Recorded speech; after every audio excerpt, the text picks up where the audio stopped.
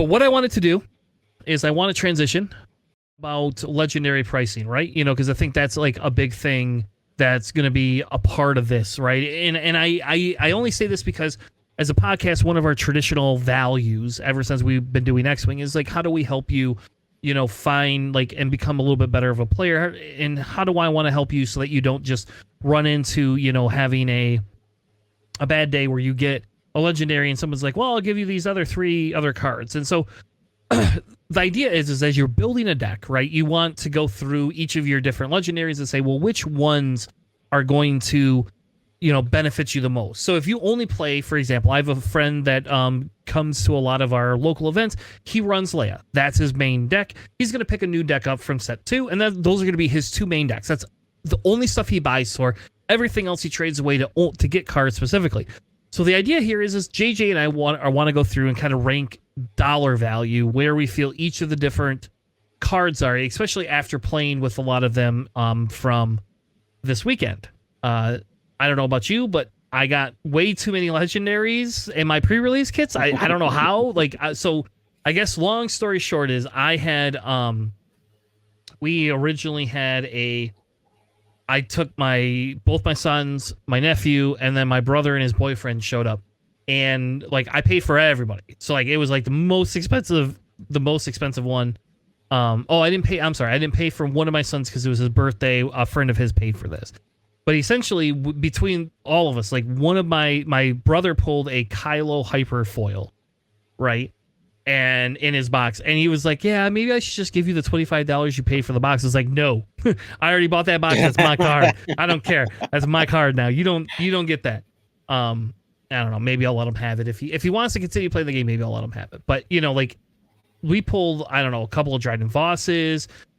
We got crate dragons. My son pulled in his prize pack. He pulled a hyperspace crate dragon, right? Nice. So, anyway, so long story short, I thought it would be fun to kind of rank dollar value wise the legendaries, and we're not going to talk about hyperspace or hyperfoil. We're just going to talk base level legendaries. And the idea behind that, right, is because if you're doing this, if you're going out and trying to collect a full set, you don't want to spend the large amount of dollars on some of the more expensive ones, then don't worry about it.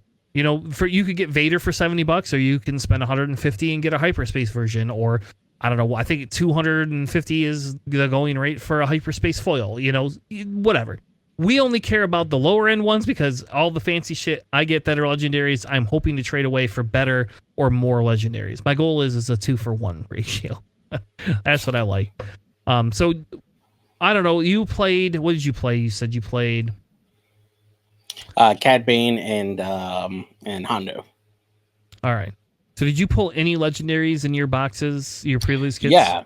Okay. So I was able to pull Ray. I was able to pull Garth Saxon. I was able to pull Calculated Lethality. I got, of course, the foil Moff Gideon Mando leader units that came with the pre-release boxes there, and I was also able to pull the Fennec. All right. Well, why don't we start with Ray? So we have Ray here, and essentially Ray lets you play her in decks with Kylo. So you could play her in other offsuit decks with Kylo. I don't know, do we want to start off? Where do you think Ray's going to come in price stats? Ray is definitely a really good commodity to have in the decks there, especially if you're building like a red-blue deck. Just the ability that she provides there allows her to really be effective, especially with some of your cheaper costed units that have like low attack there.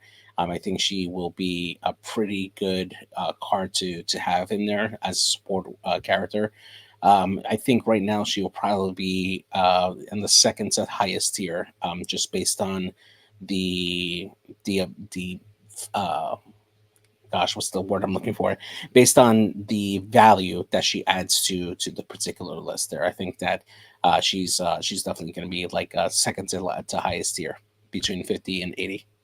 Do you think she's going to go for more than $50?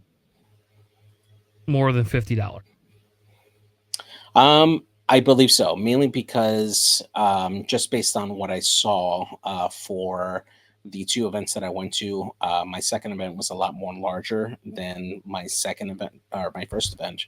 But in my second event with we had 30 players, and I was the only person. I'm sorry, no, myself and Crispy were the only people that were able to pull Ray out of all those packs. She wasn't available. Now, granted, that's a very small sample size, but when you factor in how many boxes were open and how many packs were given out, and only 2 Rays were pulled, it's difficult to. I think she's one of the harder ones to find. She's going to be right alongside Kylo, I think, in terms of availability and being able to pull. So I think for that reason, she's definitely going to be a lot higher than 50 for sure. All right. So now the question is, do you think she's better than Luke? No, Luke has a lot more versatility in terms of the people that he can affect. Ray Ray's going to be just below Luke, but Luke just has a lot more versatility, honestly, for what he can provide. So, and the reason I asked that is because Luke's coming in at $37 on average. There's also a lot more Lukes available. Now, that's only because we haven't opened boxes yet, AJ. Right, exactly. But if we're talking about it starting as of right now, there's all right. So how about this? I'm sorry. Let me back up. This is pricing based on what will happen after release day. So after next Friday, after everybody gets all their boxes and everybody tears everything open, by that Monday, where do you think Ray will be? I still think that she'll hover around the 50 mark. Luke is good for what he does, but however, you're only playing him in heroic blue decks. Ray has a lot more versatility, so there'll be a greater demand for her. So I think because of that, her demand to be included in those particular decks that can benefit from her ability will create a higher price point, just because she's going to be more in demand. So yeah. All right. So I will split hairs with you. I'm going to say she's going to be more than 30 and less than 50. There you go. Okay. So do you think Kylo fits in that same boat then? Yes. Yeah, absolutely. Okay. So you're telling me right now, if I found a Luke and Ray for $25, I should just buy them? Oh, yeah. Complete my collection. For sure. Okay. Yes, for sure. All right. Why don't we go with Dryden Voss? Essentially, Dryden Voss comes in shielded. If you have a capture card, you essentially take control of that, flip it, and it becomes an active card that you get to play. He's a 7-cost yellow-black with I think it's it's either a 4/7 or a 5/7 stat. He's a 5/7, yeah. Mm-hmm. All right. Where do you feel financially Dryden comes in at? Probably a little bit lower. He's probably going to be in the 25 range, I would say, for demand there, mainly because there is a lot more that you have to do in order to really make him effective. You have to have a lot of good units that can take advantage of it, of his ability, and use him in order for him to be more feasible in a particular list. And for that, he is not providing an immediate benefit for it. Sure, there'll be lists that will definitely benefit from having it, that can build around it. But him by himself, he's not providing a great value there. So he'll probably be lower. I honestly, I would be okay with saying that he'll be closer to the $10 mark, honestly. But it is a legendary, so a little higher or a little harder to find. So I'm going to say he's going to be less than $30 for sure. All right. I will agree wholeheartedly with that one. All right. Why don't we pick Crate Dragon? Crate Dragon basically says when an opponent plays a card, they do damage to a base. It is a singular red unit. What do you think? Oh man, as a person who got destroyed by Crate Dragon, yeah, this base is going to be very, very much in demand for red decks, especially ones that can ramp up like a red-green deck. This one definitely probably going to be above $30 because it can absolutely be a game winner at the end. So yeah, I think so. So what do you think? Which tier? I think it's going to be above $30. All right. My belief is that this fits over $50 below 90. That's my theory. Okay.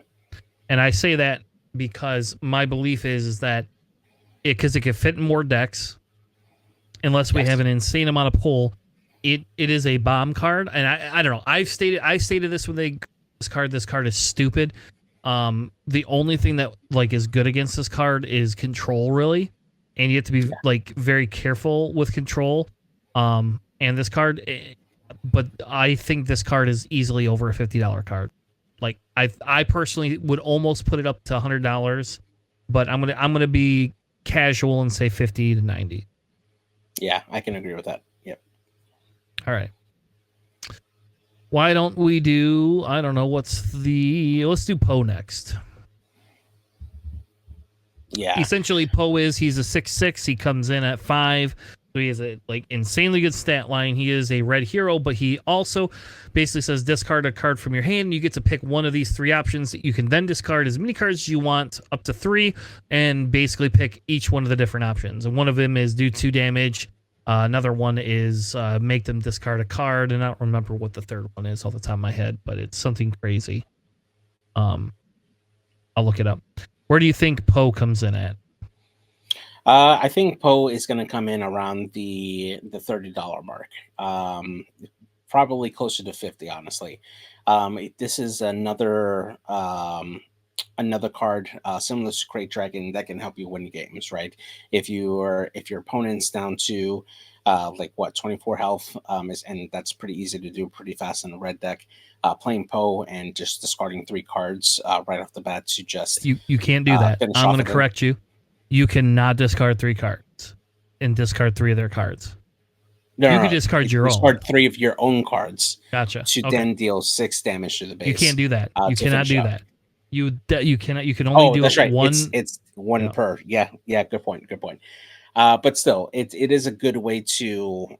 It does feel like a bomb card. Just being able to do that spike damage, defeat an upgrade, which could be like an experience or a shield for a unit, and forcing your opponent to discard a card from their hand. I mean, it does uh, go well with some of the other options that come in for red for helping to discard your opponent's hand or controlling your opponent's hand. I think this has a lot of utility in any particular list. I haven't played against this particular card in my 2 events, but I've seen other people play it, and I've seen them completely swing a game, in their momentum into their favor. And it's really that good of a card for being cheap as it is, a 5 cost. I think this is absolutely going to be a very well sought out card. So do you think below 50 or above 50? I'm gonna cautionly say below 50. Yes. All right. All right. So I will put that in the same category as Luca Ray. I think it floats between those two, Yeah. personally. So I agree with you. I think like it has really good like synergy and play, but I think the deal becomes is that it is very hero consistent. Um, but I do think it's going to be. My belief is it'll hit about 45 is my guess. So Yeah. all right, what do Let's we do want Kylo's next? Tie Silencer. All right, Yeah, so Kylo's Tie Silencer, I was not fortunate enough to pick this one up or Kylo Ren, unfortunately, but I've seen this played, and I gotta say, this card, being a 2 cost card, being able to be played from the get go, super super good, especially if you're able to discard it right off the bat and then as an action redeploy it onto your battlefield. It is so good. I absolutely think this is going to be a really good card to have, especially when you combine it with what we had before with Poe. This absolutely, it just can be really good. I mean, sure. I mean, you can ignore the aspect penalty with it, right? If you're running a red heroic deck, you can include these in there, discard them through various game effects, and then just bring them in and not even have to worry about the aspect penalty. This is definitely going to be a very sought out card to have. It is not overly strong. I mean, it's only 3 attack and 2 health, but it is a cheap way to start punching in damage early on in the game. And if your opponent doesn't have an answer to help slow down on the space race, you're going to win games. So yeah. so where did you put it? I would put this at $50 or more. Ooh. Mm-mm. I think I'm so. I'm I actually would place this card at the $10 and under, personally. Really? Okay. Oh yeah. Because there's so many other like 3 costs, right? And like the discard is specific to Kylo Ren. There is some other stuff that, I mean, you could pillage and then force an opponent to play, but you're not going to play this offsuit. Like, you're not going to play this offsuit. I'm telling you right now, you're not going to play this and force yourself. You're not going to play force throw and throw Kylo's silencer into the guard. It's just, that's too niche of a thing.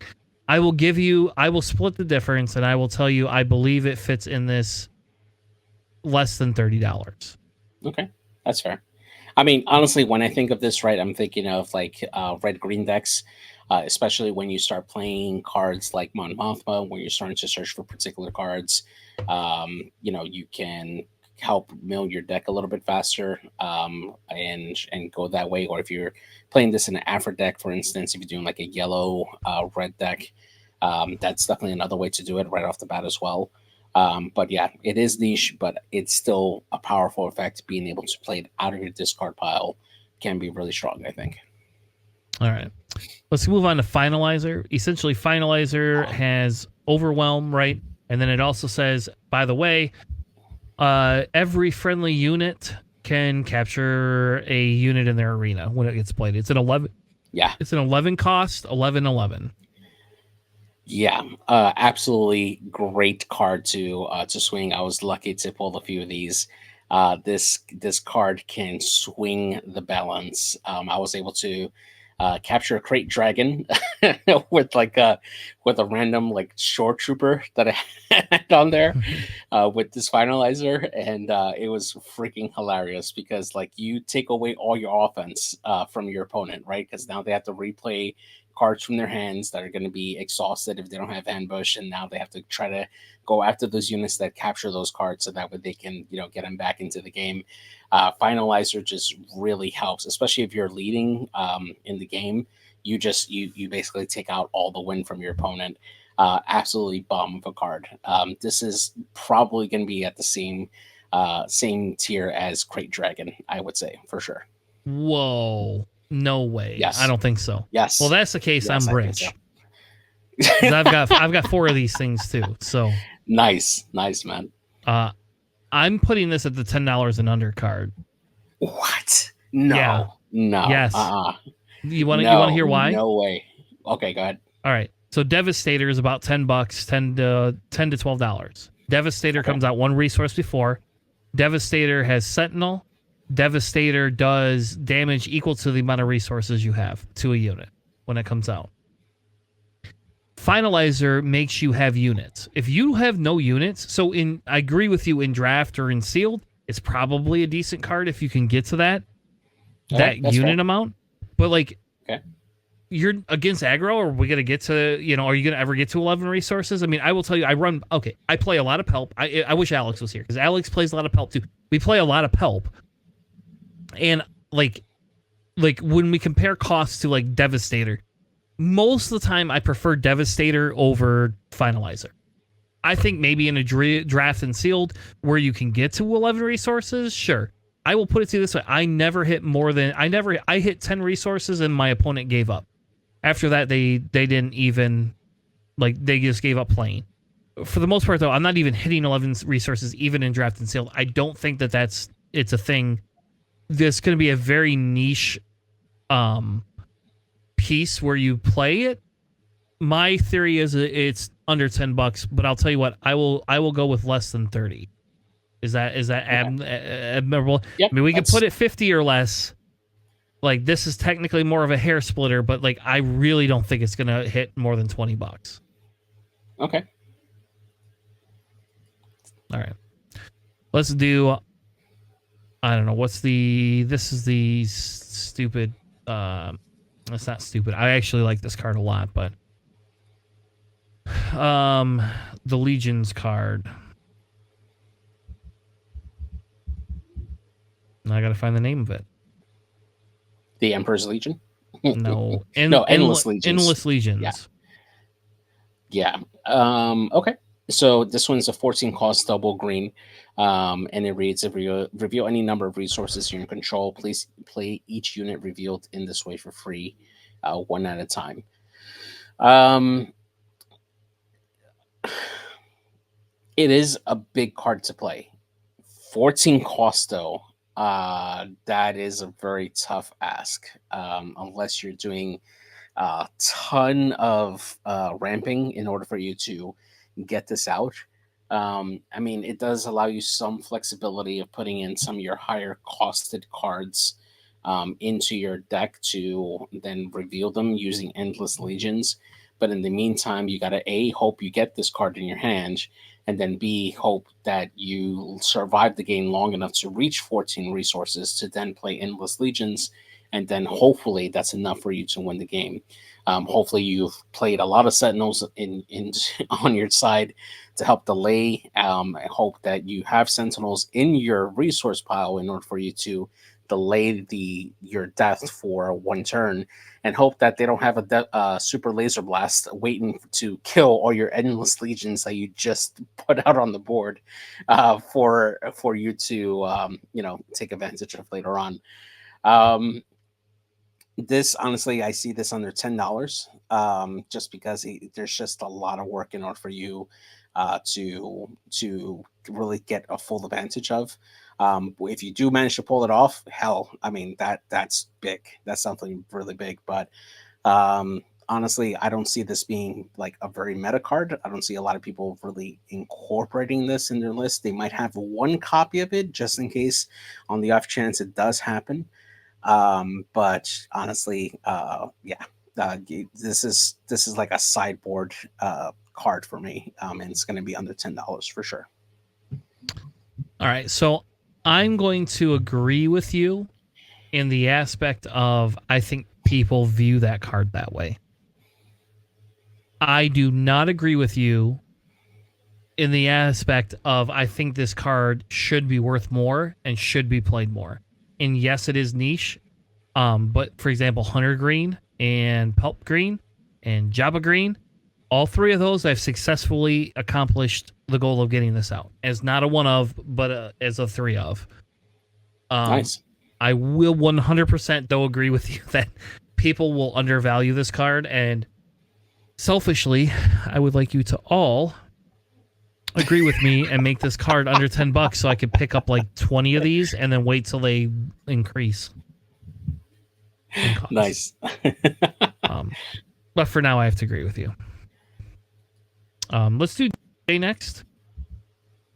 Okay. So DJ essentially is if you smuggle him out, and you have to actually smuggle him to get this thing. If you play him as smuggled, you take control of an enemy resource. When this unit leaves play, the resource goes back to its owner's hand. So I guess I'm going to go first this time, and I'm going to tell you that I think DJ is... I think DJ should be in the $50 range, but I believe he's less than 30. My guess is people will undervalue it, but because he's a neutral yellow, like he really should be a $50. Like he's what's going to happen is people are going to play him in like 7 different decks, and then all of a sudden his cost is going to skyrocket. But to begin with, he's going to be under $30. I actually think he's better than Dryden Voss personally for 7. But that's because I think yellow is broken to some extent. Yeah, I do have to agree with you. I think that this will be an undervalued card right off the bat, just because being able to take over an opponent's resource and to use as your own is super strong. And yeah, I have to agree with you. Like, I think that across the board, this definitely has a lot more utility, more so than Dryden. So yeah, I would agree with you wholly. Yep. All right. Next, well, what do we want to do next? Oh, let's do Mando next. Oh, do Mando? Snoke? All right, yeah, let's do Snoke. Let's do Snoke. Snoke, baby. Where do you think Snoke comes? Yeah. So Snoke essentially, when Snoke comes out, Snoke says every enemy non-leader unit gets -2, -2. Period. Like there's just no in between. You're just screw you. This is what you're at. Where do you think Snoke comes in at? I gotta put this at the $50 mark. This card is so strong right off the bat. Being able to neuter your opponent's health and attack, just as a general ability of affecting space units, affecting ground units at the same time is so strong. I mean, heck, a lot of the newer space units that come out only have 2 health, and so you essentially kill them right off the bat. Just playing this one card. This feels like it should be like an event card, but it's just a active ground unit. This is definitely going to see a lot of play, especially in. I would actually put him with like Gar Saxon to help buff or debuff my units while I have more upgraded units on my end. I could see this in a lot of different decks. This is going to be a very commonly played card, and I think that for that reason, it's going to be hitting that $50 or higher mark for what it can do. Yeah, I would agree with you. I believe this is up there with Crate Dragon, and I think that's because control is strong this set. And Yeah, we had aggro as a set 1. We're getting control as a set 2. I won't lie and say I don't technically have this in my Kira deck, but I don't know. This is a really good card. I think his value falls in the 50-ish, $50 to $60 range. I feel he's as good a value as a Luke. I will tell you, in draft and sealed, he is stupid. He is just stupid. He makes me very angry. Because when he comes out, if your stuff has 2 or less health, it just dies. It's gone. yeah. It's a mini super laser blast if you have damaged things. Mhm. So I'm actually reevaluating the Kira deck that I posted, and there's a discussion that I'm having internally about whether this should be part of that. But I agree with you, especially for now, he should be in the over $50 range. So, Yeah, all right, let's do Mando next. yeah. I like Mando. Mando is awesome. Mando comes to us very much so with the fact that he says, I'm a Sentinel. I'm a 5/6 Sentinel for 6 cost. Also, when played, heal all damage from a unit with with a cost of 2 or less, and give 2 shield tokens to it. Now, that's good unless you're playing against control, right? Yeah. You play against control, it's not as good. But it is still pretty good. That is a pretty good card. My nephew and my son both used it to good effect today, in draft and pre-release. I personally feel because he's a popular character, he's going to be over 30 but under 50, because I feel he has a very niche playability value, but I also don't feel that he is going to. I think he's good in Ray decks, right? Like, even Yeah. without That's Grogu, exactly what I was gonna say. he's really good at Ray decks. Um, Yeah, I play him in Ray decks all the time. I think he's good in Luke decks because you can give him a shield, and he's a Sentinel, so he's the same cost as one. I don't know. I think Mando falls between the $30 and $50 mark. yeah. I wholeheartedly agree. I think I've seen this played with Ray decks, and man, Mando can absolutely just like gatekeep, like you getting in by just healing all damage off of a unit and giving shield tokens to it. Works really well with Wookiees as well too, and the ones that the cheap cost ones there. This is a very popular character, and we're going to see that demand for it just because he is a very popular character. Definitely going to be. I would put it in the same range as you, within the the less than 50. Yeah. All right. Let's do Final Showdown. It's a double yellow 6 cost. Ready every unit. If you don't win, you lose that turn. It's a hilarious card. I love it. But I mean, it's definitely a gambit. I mean, you it's an all or nothing type of ordeal there. Um, Honestly, I see this at around the 10 cost thing because you always have that risk of you not being able to play this if you know ahead of time that's not going to be advantageous for you to to like play all your units or ready all the units that you can control. It really, really is relying on you setting this up for the long term, and it can be really hard on the control deck. Yeah, I don't know. For me, I think not as useful for most decks, unless you have a way to really make sure that you can have a lot of units at the end to um, help push in that final damage there. But yeah, So I feel this is more than $10, but less than 30. Fair. Okay. yeah, that's fine. Yeah. I don't feel it's going to be under $10. I don't think it's like D tier, like just trash. I actually think this is a really good card, and I think we're going to see a lot more mono yellow coming to the surface. Because when you hit like churn 7, right? You can have your 8 resources, and you can then play out a bunch of low cost units. If they don't have Sentinel, you play this card. The next churn, I don't know. Like, I think it's really good, personally. So, but yeah, I don't think it'll be anywhere near the $30 mark. I think it'll be like $15. That's my guess. So, Yeah. good night. All right, let's do evacuate next. That return everybody to to their owner's hand. Essentially, it's not for you though. Mhm. No, yeah, actually, it is. It's return each non-leader unit to its owner's hand. So everybody. Yeah, I've had to ask a couple of clarifying questions for this one because there's some interactions with like removing units and stuff. In terms of like capture units and such. But I think overall it's just everybody that's on the board with the exception of your leaders on there. Definitely really good as a defensive card, especially if your unit is playing like a really aggressive list and they're over or spamming a lot of their units faster than you can put them out there. This is a really great card to help slow down or kill their momentum, especially if they've already spent all their resources playing cards already. This is a good way to just kind of delay them in order for you to reset the board and force them to try to rebuild that momentum from the beginning.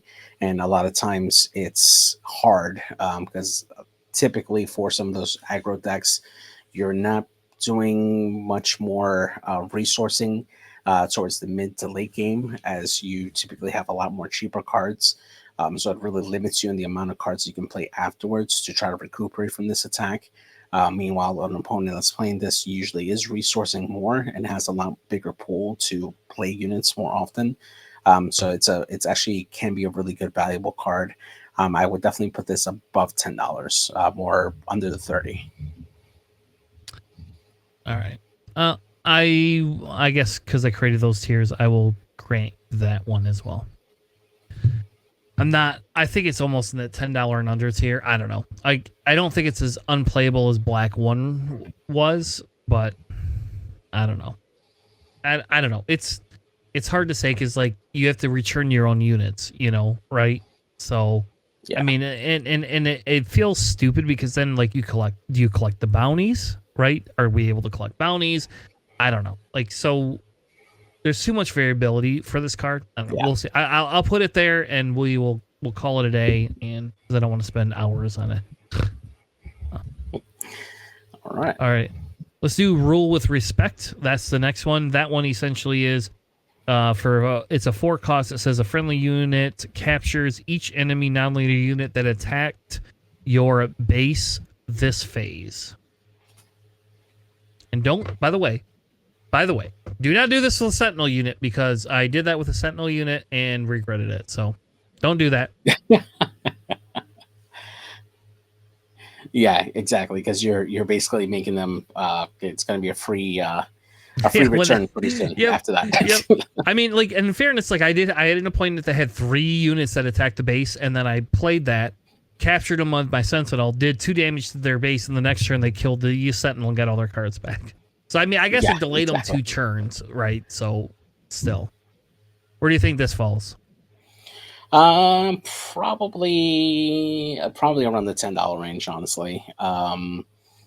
has some decent uses for it, but you can always capture the card that captured all those units, and then they all come back to your side anyway.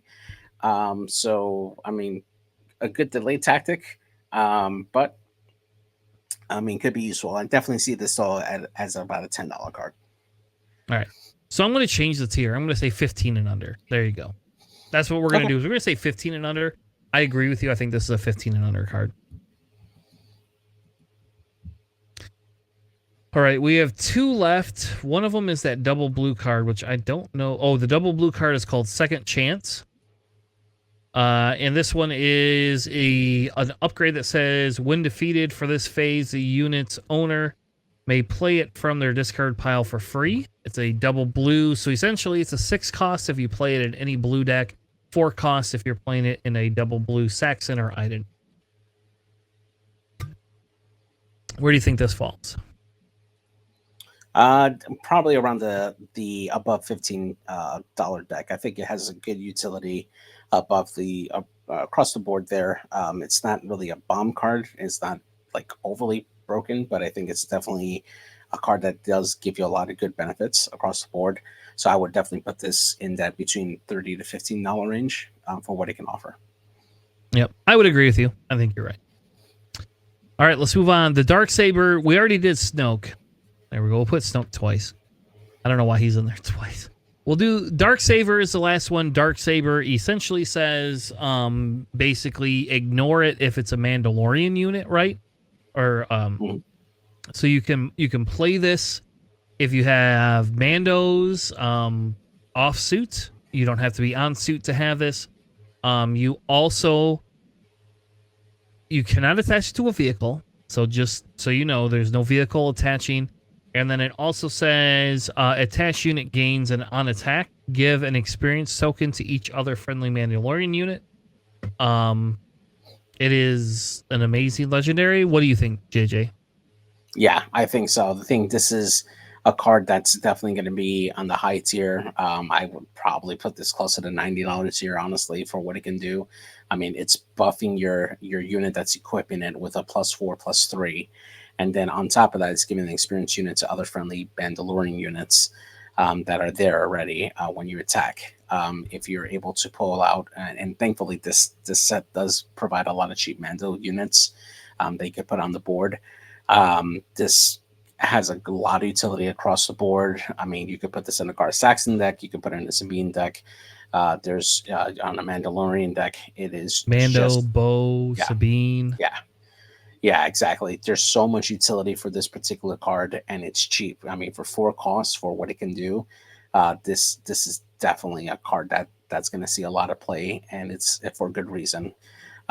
It's unique. You're only going to need, I mean, you probably want to have 2 copies of it if you can on it, because of what it can do. Because obviously there are cards that let you remove equipment, or if you're captured, you lose it anyway. But it's such a great upgrade to have on your Mando units, on your Mando decks. So this is going to be a really highly sought out card for what it can do. Yeah, I'm going to go with, so I changed the tiers again because I'm crazy like that. Instead of $90, I'll cap out at 80 and 80 or more. Yeah. And I'm going to say, I think this is an $80 or more card eventually. Yeah. Like, I know I think you and I have a very hot take on this. I don't think a lot of people believe this. I don't think people are going to think that. I think that this card genuinely is an amazing card for this set, at least.